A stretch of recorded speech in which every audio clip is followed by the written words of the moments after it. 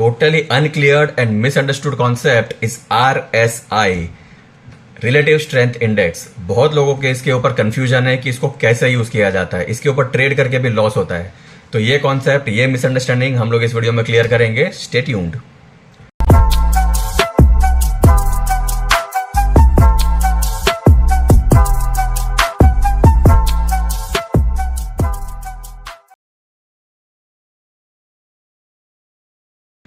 Hey all, this is Deven and welcome to Divi's Approach। Guys, RSI का मतलब क्या है? Relative strength index. ये स्ट्रेंथ बताता है। किस चीज की स्ट्रेंथ बताता है? प्राइस की। एक प्राइस में कितनी स्ट्रेंथ है, ऊपर जाने की या नीचे आने की कितनी स्ट्रेंथ है, वो कहां पे वीक हो सकता है और कहां पे ये स्ट्रांग हो सकता है, ये RSI बताता है।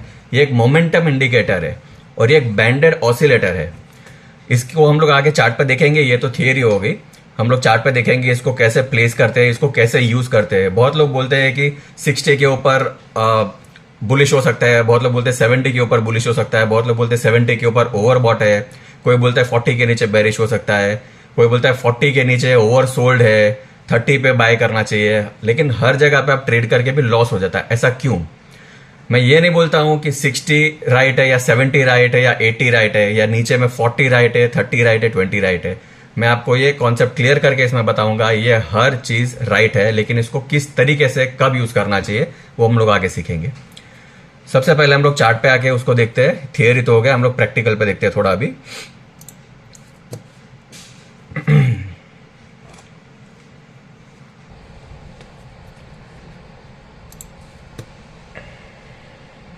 यहां पे देखो, ये ऊपर लिखा है इंडिकेटर। ये इंडिकेटर के ऊपर हम लोग क्लिक करेंगे, यहाँ पे टाइप करेंगे RSI, रिलेटिव स्ट्रेंथ इंडेक्स। यहाँ पे देखो 3-4 टाइप के आ जाएंगे, स्टोकेस्टिक भी आ जाएगा, कॉनॉर्स भी आ जाएगा, लेकिन हम लोग को नॉर्मल वाला लेना है, सिंपल सा रिलेटिव स्ट्रेंथ इंडेक्स। ये फर्स्ट वाला सिलेक्ट करेंगे। ठीक है, ये सिलेक्ट हो गया तो देखो यहाँ पे ये RSI आ गया है। हम लोग इसको थोड़ा सा बड़ा कर देते हैं तो समझ में आएगा, थोड़ा क्लियर हो जाएगा। यहाँ पे आपको दिख रहा है ये बैंड है पूरा, ये पर्पल कलर का बैंड है। अब फिलहाल इसका सेटिंग है 70 और 30 का। अब यहाँ पे जाके ये RSI लिखा है, यहाँ पे जाके हम लोग पहले इसको सेटिंग में जाते हैं। ये इनपुट में जो लिखा है ये RSI लेंथ 14 वगैरह है, ये SMA वगैरह, इसको हम लोग को छेड़खानी नहीं करना। ये जैसा है वैसा ही रखेंगे जब तक कि बताया ना जाए, नहीं तो ये सेक्शन को आप हाथ नहीं लगाएंगे। जो स्टाइल है उसमें भी एक कलर से कलर से आप चूज कर सकते हो, जो भी बैंड है उसके। और ये यहाँ पे जो लिखा है RSI अपर बैंड, ये अभी यहाँ पे 70 है, मिडिल बैंड है 50 और लोअर बैंड है 30। ठीक है, यहाँ पे हम लोग अभी के लिए फिलहाल कर देते हैं 60 अपर बैंड, मिडिल बैंड को ऐसे ही रखेंगे और लोअर बैंड है उसको करेंगे 40।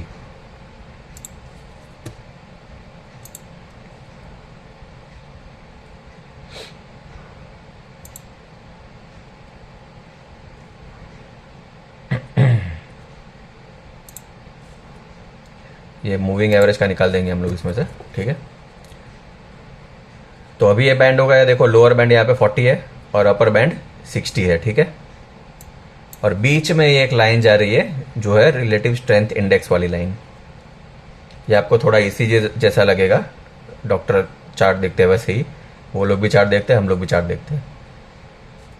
तो ये हो गया बैंडेड ऑसिलेटर। इसका हायर साइड जो रहता है यहाँ पे ऊपर में, अगर आप इसको थोड़ा छोटा कर देंगे तो ये 100 तक रहता है और नीचे में 0 तक रहता है। ये 0 to 100 का ये बैंड है।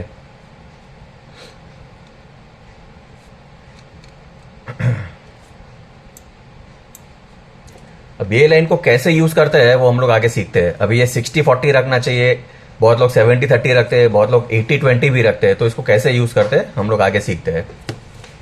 70-30 भी राइट है, 60-40 भी राइट है और 80-20 भी राइट है।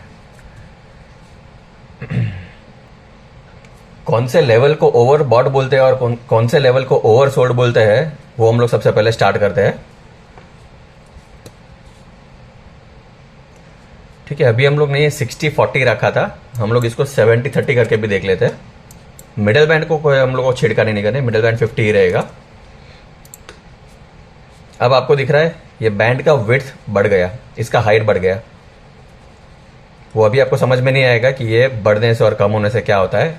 सिर्फ हम लोग पहले सेटिंग समझ लेते हैं कि हम लोग को ये सेटिंग में जाके इनपुट से कोई छेड़खानी नहीं करनी है। स्टाइल में जाके कलर्स आपको चेंज करने कर सकते हैं, लेकिन वो ऐसे ही रखो, उससे कोई फर्क नहीं पड़ता है।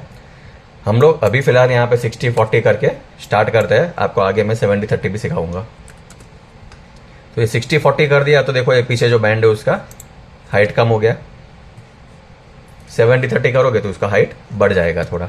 ठीक है, अभी कौन से जोन में हम लोग इसको कैसे ट्रेड करना चाहिए वो भी देखते हैं आगे जाके।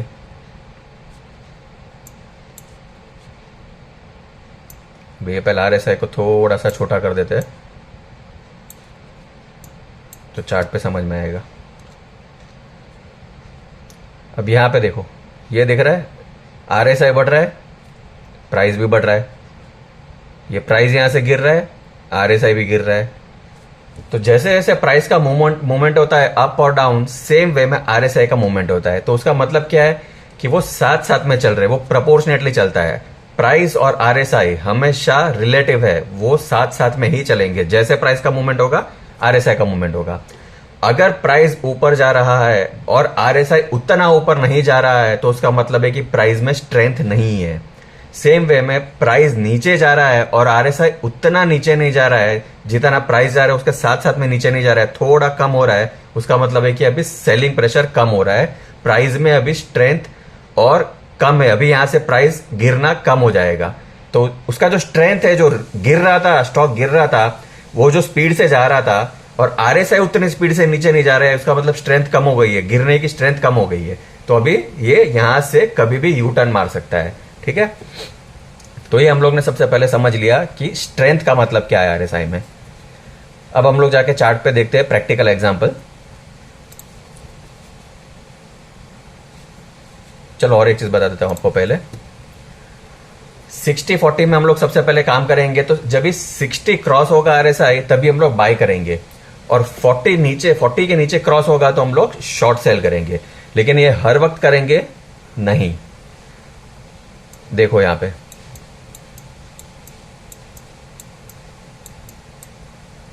यहां पे 60 क्रॉस हो गया, 60 के ऊपर जा रहा है, हम लोग तुरंत बाय कर लेंगे? नहीं, ऐसा नहीं करेंगे। देखो वापस ये नीचे आ रहा है।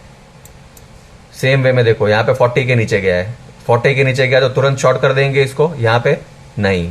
देखो वापस ऊपर चला गया। यही टाइम आप लोगों को हर टाइम लॉस होता है कि अरे 60 के ऊपर गया, मैंने बाय किया है तो फिर भी रॉन्ग हो रहा है, लॉस जा रहा है। 40 के नीचे गया, मैंने शॉर्ट कर दिया तो भी लॉस जा रहा है, ऐसा क्यों? ये हम लोग अभी आके चार्ट पे देखते हैं कि ऐसा क्यों होता है। क्योंकि हम लोग को सबसे पहले याद रखो, RSI पे, सिर्फ RSI पे हम लोग कभी ट्रेड नहीं करेंगे। RSI के साथ प्राइस एक्शन, कैंडल स्टिक सब होना जरूरी है। तो ये फर्स्ट एग्जांपल हम लोग लेते हैं। ये देखो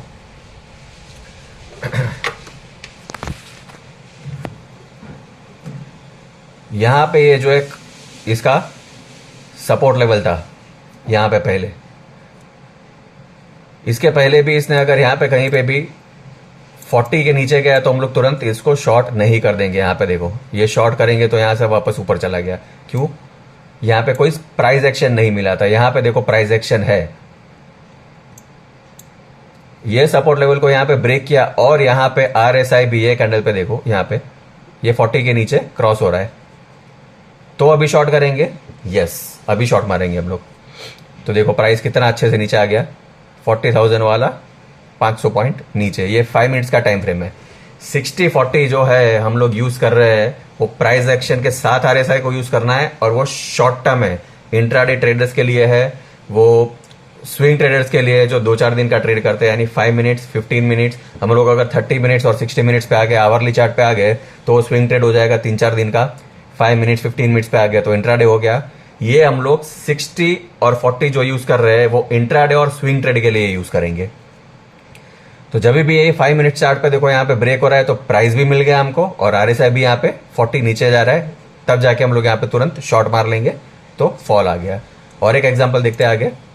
ये देखो ये 5 मिनट्स का चार्ट, सेम यहाँ पे RSI 40 तोड़ रहा है, ये कैंडल पे RSI 40 के नीचे, और ये सपोर्ट लेवल भी तोड़ दिया तो फास्ट फॉल।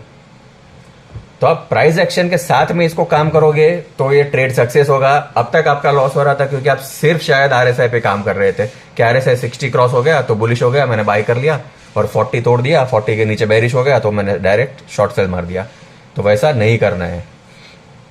सेम भी हम लोग थोड़ा एक बुलिश एग्जाम्पल भी देख लेते हैं। ये देखो, ये आरएसआई यहाँ पे देखो 60 क्रॉस किया था, लेकिन यहाँ पे कोई भी प्राइस एक्शन नहीं था, तो इसके लिए हम लोग यहाँ पे ट्रेड नहीं करेंगे और नीचे भी आ गया।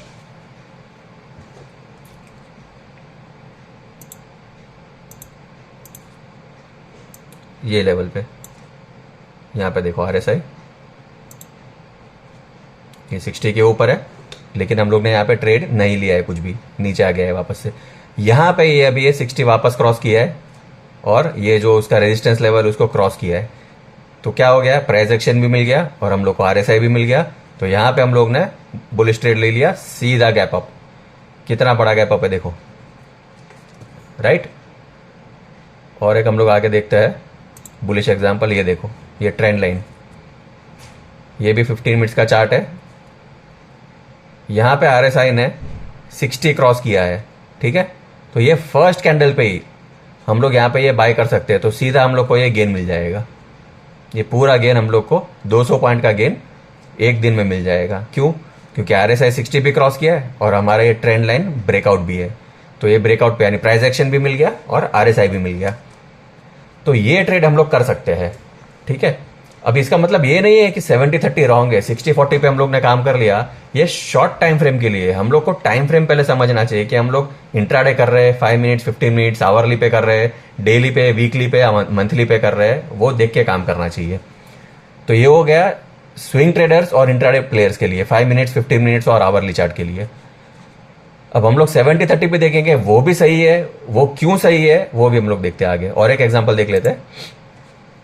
ये देखो, ये है वीकली टाइम फ्रेम निफ्टी का, ठीक है। वीकली टाइम फ्रेम यानी क्या है, बहुत बड़ा टाइम फ्रेम है। अगर वीकली का चार्ट आपको मिलता है, अगर 10-15 वीक का या एक लंबा चौड़ा 2-3 साल का वीकली टाइम फ्रेम पे अगर ये ओवरबॉट, ओवरसोल्ड या दूसरा कुछ आपको मिलता है, तो इसके ऊपर बहुत बड़ा रिएक्शन आ सकता है, या तेजी के साइड पे या मंदी के साइड पे। अब यहां पे देखो एक एग्जांपल देख लेते हैं। ये है 60-40, ये सॉरी 70-30। यहां पे देखो सेटिंग, ये हम लोग ने 70-30 यहां पे रखा हुआ है। 50 यानी मिड रेंज है, 50 कोई भी टाइम फ्रेम पे ले लो, वो साइडवेज जोन है, उस पर हम लोग कुछ भी काम नहीं करेंगे, चाहे वो वीकली पे है, चाहे इंट्राडे पे है, या चाहे स्विंग ट्रेड के लिए है। तो अभी हम लोग ने ये 70-30 कर दिया है, वीकली टाइम फ्रेम लिया है। और वीकली टाइम फ्रेम पे देखो, ये जोन जो है यहाँ पे ये 40 के नीचे गया है, तो ये ओवरसोल्ड बोल सकते हैं, क्योंकि ये अभी 30 के नीचे है। ये देखो, ये 30 के नीचे, तो ये जोन हम लोग ओवरसोल्ड बोल सकते हैं। तो ये ओवरसोल्ड के बाद क्या हो गया, कितना बड़ा रैली आया, अब देखो।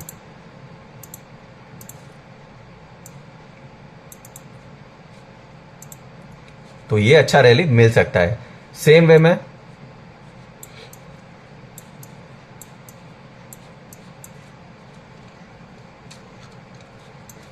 यहां पे भी देखो, ये 70 के ऊपर गया है। ये 70 के ऊपर गया है यानी क्या है, ओवरबॉट है। ओवरबॉट यानी क्या है, मार्केट वन वे ऊपर नहीं जा सकता। ये काफी, ये रेंज देखो, ये नॉन स्टॉप ऊपर जा रहा है। अभी ये एक एक कैंडल एक एक वीक की है, तो ये कितना सारा टाइम हो गया इसमें। ये नहीं तो भी 2 साल का ये चार्ट रहेगा। तो ये 2 साल का चार्ट यानी मार्केट एक जिगजैग पैटर्न में ऊपर जाता है, और कहीं ना कहीं पे तो थकता है, उसको नीचे आना पड़ेगा। वो नीचे आके फिर ही ऊपर जा सकता है। वो स्ट्रेट लाइन में कभी ऊपर या स्ट्रेट लाइन में कभी नीचे नहीं जाता है। तो ये इतना रैली होगा, यहाँ पे एग्जॉस्ट हो गया है। तो यहाँ पे ये 70 के ऊपर में ओवरबॉट बोल सकते हैं, क्योंकि वीकली टाइम फ्रेम पे ये 70 तक आया है। यहां से नीचे से लेके ये ऊपर तक इतना आया है, तो काफी अच्छा रैली दिया है। और यहाँ पे अभी ओवरबॉट में है, तो फिर फॉल आ गया। ये देखो, ऑलमोस्ट 6400 वाला 4600 पे आ गया था। तो ये वीकली टाइम फ्रेम हम लोग ने बड़ा टाइम फ्रेम लिया है, तब जाके 70-30 देख सकते हैं। लोग 80-20 भी देखते हैं। 80-20 हम लोग अगर मंथली और हायर टाइम फ्रेम पे देखेंगे, या वीकली पे या मंथली पे देखेंगे, तो बहुत बड़ा ओवरबॉट या बहुत बड़ा ओवरसोल्ड जोन बोल सकते हैं उसको। तो ये टाइम फ्रेम को हम लोग इंट्राडे या स्विंग ट्रेड के लिए यूज नहीं करते हैं। इंट्राडे और स्विंग ट्रेड के लिए जो भी हम लोग को आरएसआई यूज करना है, वो है 60-40, और बड़ा टाइम फ्रेम देखना है हम लोग को अगर वीकली या मंथली, तो 70-30 देख सकते हैं कि ओवरबॉट हो चुका है कि नहीं, बाजार हैवी हो चुका है कि नहीं, और बहुत ज्यादा फॉल आ गया है तो ये बाजार ओवरसोल्ड में है कि नहीं, बहुत ज्यादा एग्जॉस्ट हो गया है कि नहीं बाजार। ठीक है, तो ये कॉन्सेप्ट क्लियर करो, इसकी वजह से ही लोगों को ज्यादातर लॉस होता है। ये कॉन्सेप्ट लोगों को क्लियर नहीं है, क्योंकि कोई 70 पे भी काम करता है, कोई 80 पे भी काम करता है, कोई 20-10 पे भी काम कर लेता है, लेकिन सिर्फ आरएसआई पे काम करता है। तो आरएसआई के साथ प्राइस एक्शन, कैंडलस्टिक पैटर्न सब होना जरूरी है। उसमें और भी आप इंडिकेटर ऐड कर सकते हो, जैसे कि फिबोनाची है, या मूविंग एवरेज है, या स्टोकेस्टिक है, एमएसीडी है, कुछ भी आपको जो भी इंडिकेटर यूज करते हो, 2-3 इंडिकेटर प्राइस एक्शन के साथ मिक्स होता है तब कर सकते हो, या सिर्फ आरएसआई पे काम करना है तो bits okay, RSI with price action, correct. तो ये कॉन्सेप्ट माइंड में क्लियर कर देना। तो दोस्तों, ये था आरएसआई के लिए एक छोटा सा वीडियो आपके लिए, कि ये लोग जो लॉस करते हैं सिर्फ आरएसआई के बेस पे ट्रेड करके, क्योंकि यूट्यूब पे भी मैंने देखा है बहुत सारे लोग हैं जो फ्री में मुफ्त में आइडिया बांटते रहते हैं कि आप ये आरएसआई पे काम कर लो, आपका प्रॉफिट हो जाएगा। ये आरएसआई को ओवरबॉट बोलते हैं, इसको ओवरसोल्ड बोलते हैं, इसके ऊपर काम कर लो तो काम हो जाएगा। वैसा नहीं होता है। तो ये कॉन्सेप्ट आपके लिए कि आपका लॉस बच जाए, और आप, हाँ, ये जरूर, अभी ये यहाँ पे मैंने दिखा दिया है तो उसका ये मतलब नहीं है कि आपको सब आ गया है। सबसे पहले जाके चार्ट ओपन करो, बैक टेस्ट करो, प्रैक्टिस करो, और फिर ही इसके ऊपर आप इंप्लीमेंट करना। तो आप कमेंट में टाइप करके बताओ कि आपको ये कॉन्सेप्ट क्लियर हुआ है कि नहीं, आपका कुछ क्वेरी है कि नहीं, आपको अच्छा लगा है कि नहीं।